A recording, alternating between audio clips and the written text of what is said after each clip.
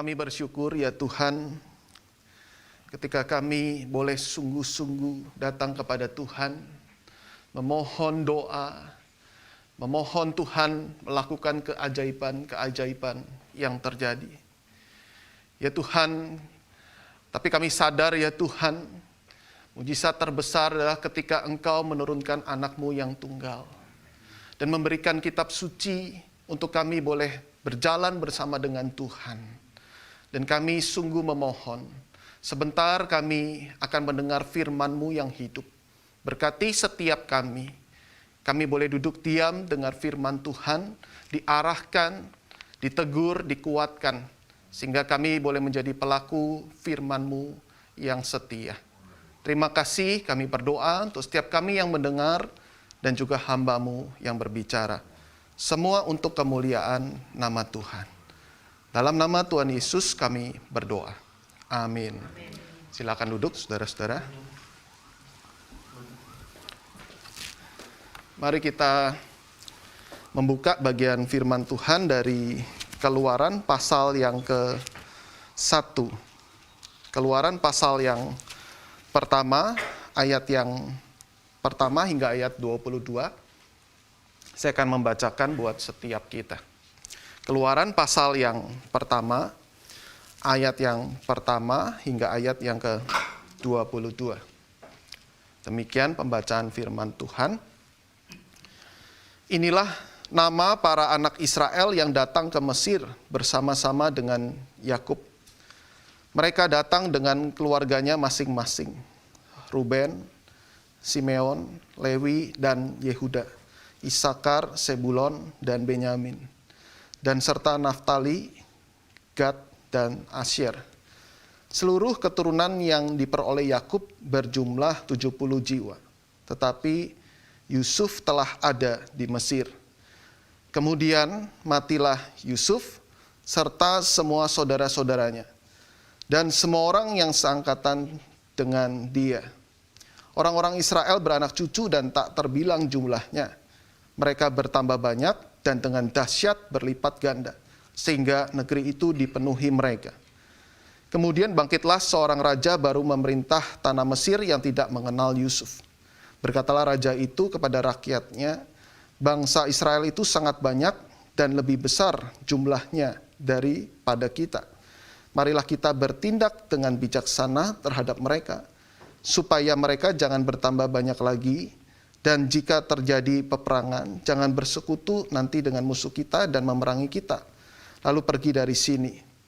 Sebab itu pengawas-pengawas Rodi ditempatkan di atas mereka untuk menindas mereka dengan kerja paksa. Mereka harus mendirikan bagi Firaun kota-kota perbekalan, yakni Fitom dan Ramses. Tetapi makin ditindas, makin bertambah banyak dan berkembang mereka. Sehingga orang merasa takut kepada orang Israel itu. Lalu dengan kejam, orang Mesir memaksa orang Israel bekerja dan memahitkan hidup mereka dengan pekerjaan yang berat, yaitu mengerjakan tanah liat dan batu bata dan berbagai pekerjaan di padang. Ya, segala pekerjaan yang dengan kejam dipaksakan orang Mesir kepada mereka itu. Raja Mesir juga memerintahkan kepada bidan-bidan yang menolong perempuan Ibrani, seorang bernama Sifra dan yang lain bernama Pua. Katanya, apabila kamu menolong perempuan Ibrani pada waktu bersalin, kamu harus memperhatikan waktu anak itu lahir.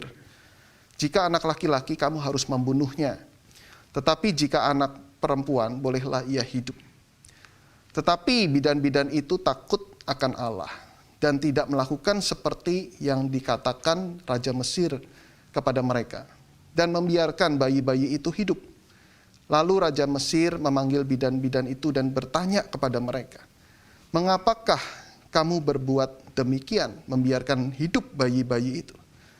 Jawab bidan-bidan itu kepada Firaun, sebab perempuan Ibrani tidak sama dengan perempuan Mesir, melainkan mereka kuat. Sebelum bidan datang, mereka telah bersalin. Maka Allah berbuat baik kepada bidan-bidan itu, bertambah banyaklah bangsa itu dan sangat berlipat ganda.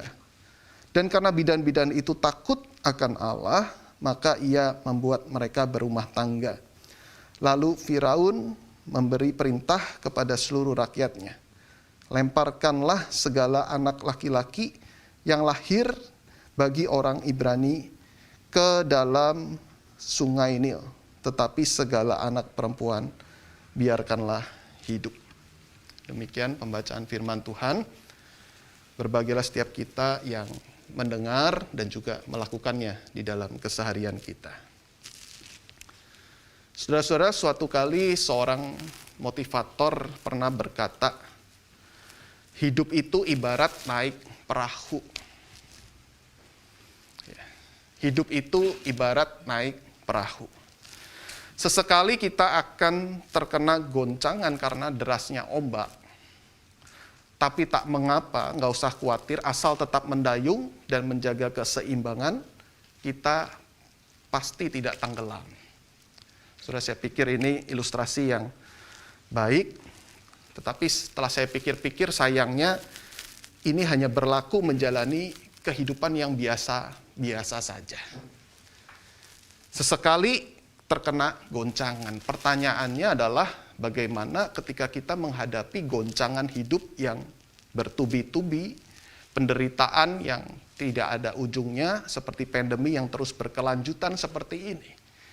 Maka saya memikirkan kira-kira ilustrasi hidup itu seperti apa. Maka saya coba memikirkan, menurut saya hidup itu bagaikan naik kora-kora. Saudara tahu apa itu kora-kora? Bukan kura-kura, saudara. Kora-kora itu sejenis wahana permainan yang bentuknya itu seperti perahu yang besar, yang bisa berayun dari atas ke bawah, biasanya ada di Dufan dan tempat sejenisnya. Dia bisa berayun dari atas ke bawah dan kemudian dari bawah ke atas.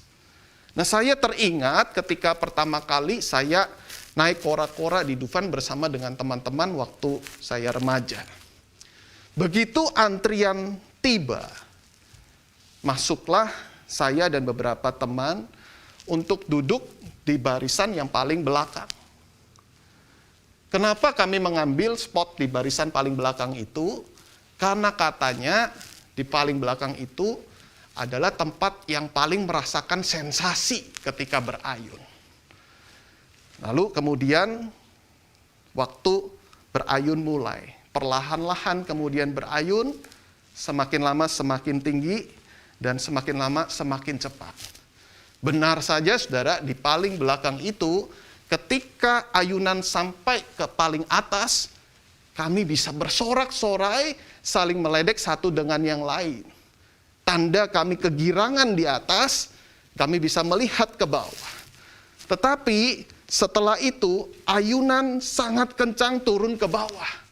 Mulai ada jeritan, mulai ada teriakan, tubuh gemetaran di situ. Dan saudara-saudara, apa yang terjadi? Yang terjadi adalah saya dan teman-teman di sekitar saya sangat ketakutan. Saya teringat di sebelah saya, teman saya adalah seorang yang sangat tinggi, badannya sangat gagah. Tetapi apa daya, ketika dia berayun, dia sangat ketakutan, dan dia melipat tangannya, dia berdoa, minta ampun sama Tuhan. Karena beberapa lama dia sudah bolos ke gereja, Tuhan, saya tidak mau bolos lagi datang ke gereja. Ampun Tuhan, ampun Tuhan, ampun Tuhan. Saya teringat teriakannya karena cukup kencang. Dan kemudian ketika berayun ke atas lagi, dia mulai tenang lagi, saudara. Tetapi ketika berayun ke bawah lagi, dia mulai minta ampun lagi sama Tuhan, tanda ketakutan. Nah, inilah pengalaman saya naik kora-kora. Dan itulah hidup menurut saya bagaikan naik kora-kora. Nah, saudara, kira-kira hidup seperti naik kora-kora inilah yang dialami oleh bangsa Israel. Nah, kalau kita perhatikan bacaan tadi, sebenarnya kita bisa melihat posisi mereka tadinya di atas. Posisi mereka ada di atas penuh dengan sorak-sorai, tanda kegirangan.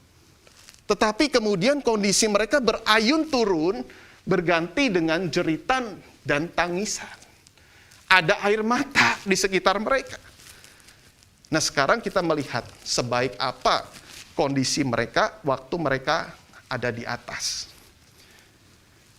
Saudara, dalam bahasa aslinya atau bahasa Ibrani, ayat pertama ini dimulai seharusnya ada kata dan.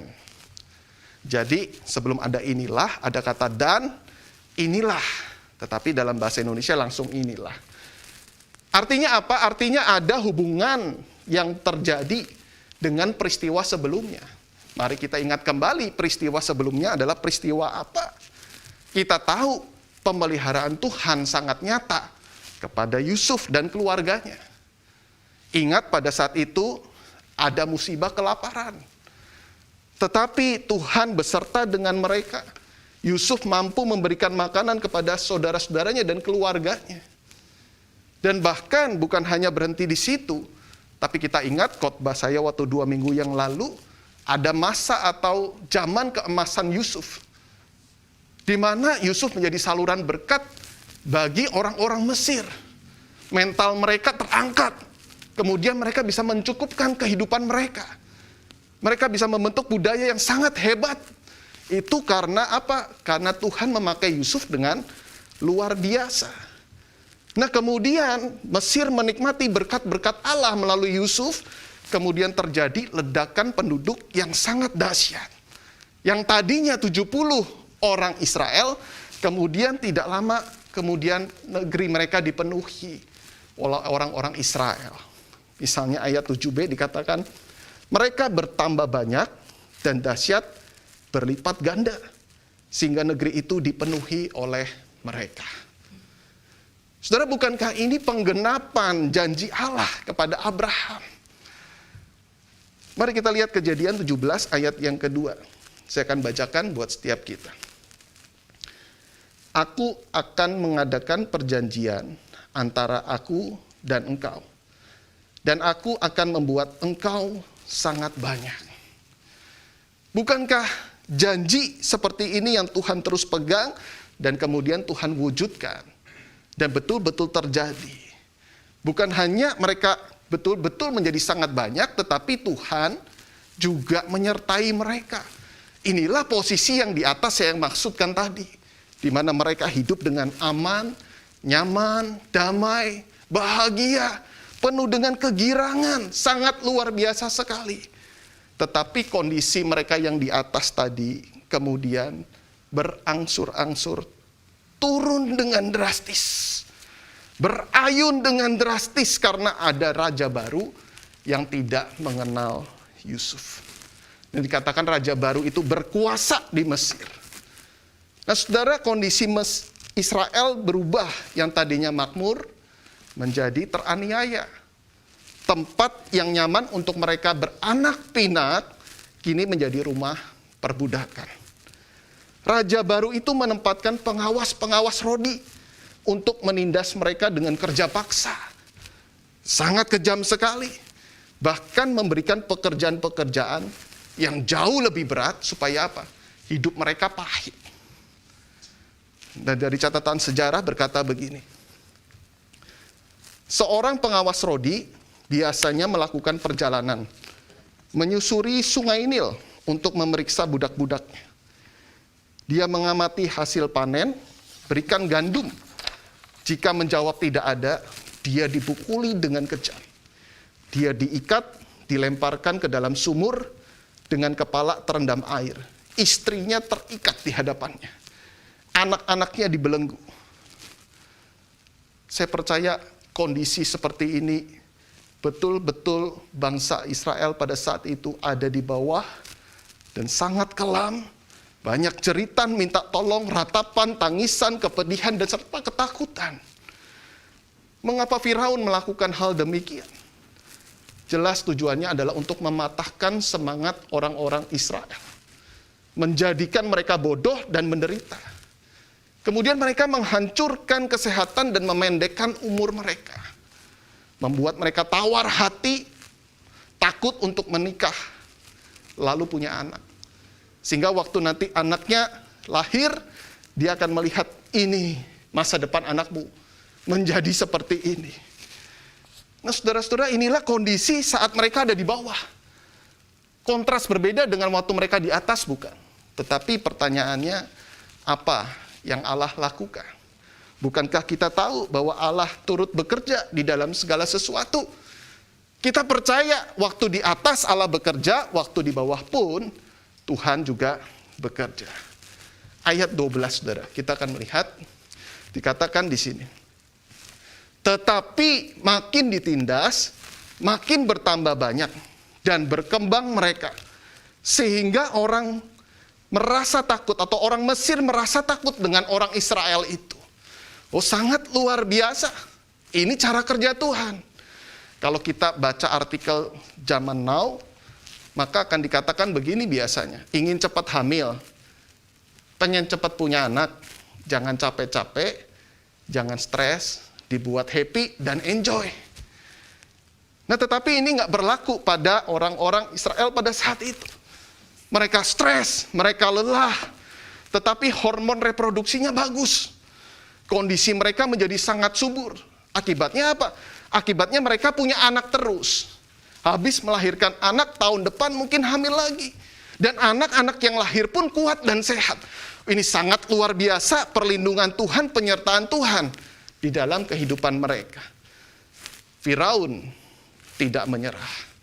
Tidak kehabisan akal. Dia merancanakan akal yang sangat jahat.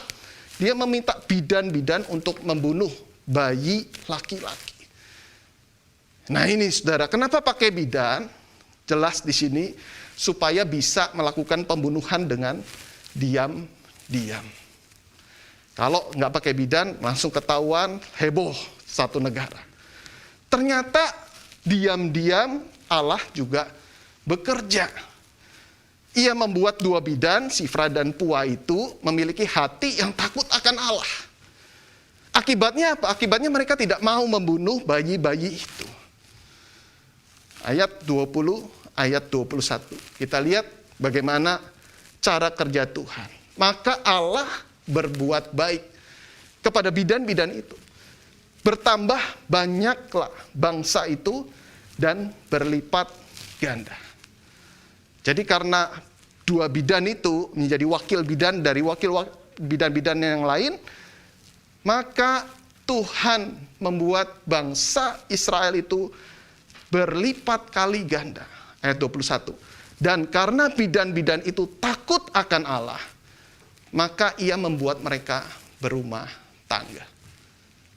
Nah, 21 di sini, saudara, bukan berarti mereka di sini bidan-bidan itu berumah tangga, bukan. Tetapi bangsa Israel itu. Jadi ketika kita melihat ternyata bidan-bidan ini ternyata pro Allah, bukan pada pro Firaun, maka Tuhan bekerja dengan luar biasa, menyertai bangsa Israel pada saat itu, untuk terus berumah tangga, semakin banyak keturunan mereka. Nah, Firaun tidak berhasil, kemudian ia mencari cara lain. Lemparkanlah segala anak-anak laki-laki yang lahir ke sungai Nil. Dan kita tahu juga episode berikutnya. Kita udah tahu dari awal sampai akhir. Tetapi saya ingin mengajak saudara dan saya memposisikan sebagai orang Israel pada saat itu. Rasanya nggak seru kalau kita sudah tahu, seperti kita nonton televisi di bagian akhirnya seperti apa. Akan lahir seorang pemimpin yang bernama Musa, yang Tuhan pakai dengan luar biasa. Tetapi pada saat itu, kita memposisikan diri sebagai bangsa Israel. Pasti akan bertanya, kenapa Tuhan izinkan ini terjadi? Pasti kita akan bertanya, mengapa Tuhan punya rencana seperti ini? Pakai ada perbudakan, baru melahirkan seorang pemimpin. Lalu mengeluarkan kami dari tanah perbudakan ini. Mengapa itu semua terjadi? Bukankah ada cara yang harusnya bisa lebih baik, lebih praktis pula? Saudara, paling enggak, saya menemukan dua alasan mengapa Tuhan izinkan penindasan umat Israel pada saat itu. Dan kenapa Tuhan izinkan penderitaan umat Tuhan di zaman ini? Apa yang Tuhan ingin lakukan? Nah, saudara, yang pertama, melalui penindasan, Allah menjadikan bangsa Israel menjadi semakin besar dan semakin kuat. Jadi ternyata mereka semakin ditindas, makin bertambah banyak. Dan makin berkembang mereka. Allah membiarkan anak-anaknya, saudara dan saya mengalami kesulitan, tantangan hidup. Ternyata Allah punya tujuan menjadikan kita menjadi orang-orang yang tangguh. Bukan menjadi anak-anak yang gampang dan manja. Itulah sebabnya kenapa ada penderitaan hadir termasuk penindasan umat Israel pada saat itu. Ini adalah salah satu cara Allah menolong dan mendidik umatnya. Demikian pula kita tahu, masuk dalam perjanjian baru, ada penganiayaan terjadi di gereja Tuhan. Gereja mula-mula dalam Kisah Rasul. Tetapi kekristenan malah justru makin berkembang dan menyebar di mana-mana.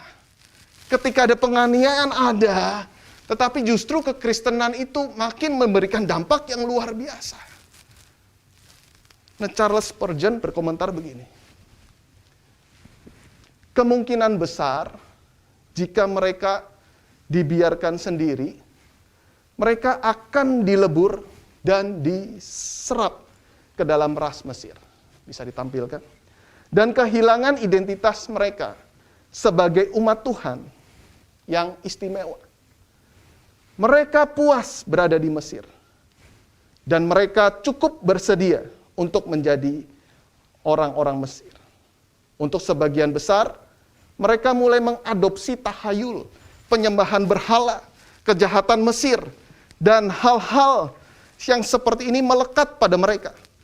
Setelah bertahun-tahun sedemikian rupa, sehingga kita dapat dengan mudah membayangkan bahwa pasti mereka mudah berpaling kepada dosa-dosa Mesir. Nah, ini kata Charles Spurgeon. Kalau tidak ada penindasan, pasti mereka dengan mudah berpaling kepada dosa-dosa Mesir. Nah, jadi perlu ada penindasan. Diizinkan Tuhan. Perlu untuk membangkitkan mereka kembali. Yang sudah ada di dalam zona aman, yang mereka sudah tenang, ya, mungkin mereka sudah tidak lagi terlalu dekat kepada Tuhan waktu di zamannya Yusuf. Dan kemudian digoncangkan kembali, mereka kembali mencari Tuhan. Mereka kembali mendekat kepada Tuhan. Nah, oleh karena itu, ketika kita menghadapi penderitaan yang bertubi-tubi, saudara bersyukur, sebenarnya Tuhan sayang kepada kita. Itulah cara Tuhan mendidik. Itulah cara Tuhan membangkitkan, membangun iman dan kerohanian kita. Memberantas berhala-berhala dalam hati kita. Nah, jikalau melalui penindasan Allah menjadikan bangsa Israel semakin besar dan kuat, maka demikian pula Tuhan membentuk kita untuk menjadi pribadi yang kuat dan tangguh. Jangan takut dengan badai COVID yang terus berlanjut. Tuhan punya rencana melalui pandemi yang belum ada ujung akhirnya. Tuhan ingin menjadikan engkau dan saya menjadi orang-orang Kristen yang kuat. Yakobus 1 ayat 2-4 dikatakan begini. Saudara-saudaraku, anggaplah sebagai suatu kebahagiaan apabila kamu jatuh ke dalam berbagai-bagai pencobaan. Sebab kamu tahu bahwa ujian terhadap imanmu itu menghasilkan ketekunan. Dan biarkanlah ketekunan itu memperoleh buah yang matang, supaya kamu sempurna dan utuh dan tidak kekurangan suatu apapun. Anggap sebagai kebahagiaan. Ketika kita mendapatkan penderitaan yang bertubi-tubi, ada ujian, sehingga iman kita itu menjadi semakin tekun dan memperoleh buah yang matang. Itu yang pertama, saudara. Kenapa Tuhan izinkan penindasan dan penderitaan terjadi? Yang kedua, Tuhan dapat memakai penindasan itu untuk menyelamatkan umatnya. Tuhan dapat memakai penindasan itu untuk menyelamatkan umatnya. Nah, untuk memahami poin ini, saya terpikir ada salah satu jenis bela diri, namanya Wing Chun. Saya bukan ahli bela diri, saudara, dulu pernah ikut taekwondo sampai ban kuning, terus kemudian nggak lanjut lagi karena nggak hafal-hafal gerakannya. Nah katanya orang yang mengikuti bela diri Wing Chun ini beda dengan bela diri yang lain. Ciri khasnya adalah memanfaatkan tenaga lawan. Saudara pernah ikut, tolong koreksi nanti kalau saya ada yang salah. Nah kalau musuh tidak menyerang itu cinta damai. Tetapi kalau menyerang, biasanya balik serang dengan memanfaatkan tenaga lawan. Nah ini bela diri Wing Chun. Ya. Biasanya bela diri yang lain, dia serang terus habis-habisan. Tetapi dia Wing Chun ini enggak. Begitu ada musuh serang, dia baru menyerang dengan membalikkan tenaganya. Memanfaatkan tenaga lawan. Maka mari kita coba terapkan bela diri Wing Chun ini di dalam kisah tadi. Di mana Firaun mula-mula memberi kerja paksa kepada bangsa Israel. Artinya dia melakukan penyerangan terhadap kerajaan Allah. Nah, kemudian Tuhan pakai penindasan ini untuk menjadikan mereka kuat, berlipat kali ganda jumlahnya. Lalu kemudian Firaun tidak menyerah. Dia menyuruh rakyat membunuh bayi laki-laki secara terang-terangan, bahkan sebelumnya juga ada bidan-bidan. Tetapi Allah kemudian memanfaatkan situasi seperti itu. Untuk menjadikan bidan-bidan itu takut Allah, melestarikan rumah tangga, tidak ada yang kapok untuk beranak cucu, dan kemudian pakai situasi di mana bayi laki-laki itu dilemparkan ke sungai Nil untuk melahirkan seorang pemimpin yang besar yang bernama Musa. Oh, sungguh luar biasa hikmat Allah. Di mana Allah bisa memakai situasi apapun, bahkan penindasan tersebut untuk melahirkan seorang pemimpin yang besar menjadi juru bicara Allah. Dan Musa menjadi mediator yang sangat hebat sekali, meskipun dia juga bukan orang yang sempurna. Tetapi janji Allah kepada bangsa Israel dan juga kepada Musa sungguh sempurna terwujud di situ. Inilah yang saya maksudkan dengan Allah dapat memakai penindasan itu untuk menyelamatkan umatnya. Saudara, apakah kita bisa melihat dari perspektif Allah terhadap tekanan hidup, pergumulan hidup yang mungkin kita hadapi saat ini? Sehingga kita sering berteriak kepada Tuhan, Tuhan, maksud Tuhan apa? Kenapa penderitaan ini tidak ada habis-habisnya? Suatu kali seorang pemuda terdampar di pulau kecil karena kapal karam. Tidak ada seorang pun kecuali dia. Dia doa sama Tuhan. Tuhan, tolong kirim penyelamat, saya mau pulang ke rumah. Ditunggu berjam-jam, mana ya yang menyelamatkan saya? Nggak ada.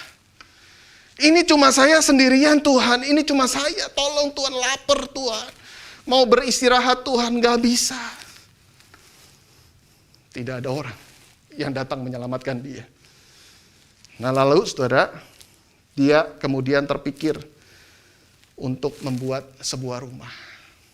Rumah gubuk sederhana. Dia ke hutan, ambil kayu, lalu dia bangun rumah yang dekat pantai di sekitar situ. Lalu kemudian dia ambil lagi, dia bangun lagi. Hampir jadi. Matahari terik, dia ambil lagi, lihat asap. Terbakar rumahnya. Dia datang, dia lihat, wah, ya Tuhan, apa yang terjadi? Kenapa engkau melakukan ini? Dia marah sama Tuhan. Tahu begini saya nggak bangun rumah seperti itu. Kenapa ini terjadi pada saya? Nggak berapa lama, kapal penyelamat datang. Saudara. Pak, ayo ikut. Dia datang menghampiri, loh. Kok Bapak tahu saya ada di sini? Dari mana Bapak tahu? Itu asap yang terbakar. Bukankah Bapak yang buat asap yang terbakar itu? Minta pertolongan, bukan saya datang untuk menjemput Bapak. Dia berkata sama Tuhan, Tuhan terima kasih. Ini cara Tuhan. Rumah yang terbakar ini cara Tuhan untuk bisa menyelamatkan hidup saya. Saudara, Tuhan kita punya 1000 cara untuk bisa membuat hidupmu bisa lebih baik. Tetapi dia juga bisa pakai cara memakai penderitaan kita untuk membuat hidup kita bisa lebih sungguh-sungguh, lebih dekat kepada Tuhan dan menyelamatkan kita. Pertanyaannya, maukah kita sungguh-sungguh untuk melihat dari cara Tuhan melihat, cara Tuhan bekerja, melihat penderitaan dari sudut pandang Allah. Dan kita bersyukur bukan hanya Tuhan menyusun rangkaian seperti ini untuk kebaikan, untuk membawa kita keluar dari segala penderitaan, tetapi kita bersyukur punya Allah sendiri yang menderita. Allah sendiri yang kemudian dia rela turun ke dalam dunia untuk menderita bersama-sama dengan saudara dan saya. Saudara, Allah kita Allah yang mati di atas kayu salib, yang bertubi-tubi menghadapi penderitaan demi penderitaan hingga klimaksnya itu dengan satu tujuan, untuk menyelamatkan hidupmu dan hidupku, dan juga membuat engkau dan saya ketika bergumul di dalam penderitaan, kita tidak bergumul sendiri. Ada Tuhan yang juga bergumul di dalam penderitaan. Penderitaan yang paling hebat Tuhan sudah jalanin. Apalagi masalah-masalah hidup yang Tuhan dan saya, dan engkau dan saya alami. Bukankah Tuhan sudah terlebih dulu mengalaminya? Mari kita datang kepada Tuhan. Dan sebentar kita akan menjalankan perjamuan kudus. Lihatlah Tuhan yang menderita bersama-sama dengan kita. Amin.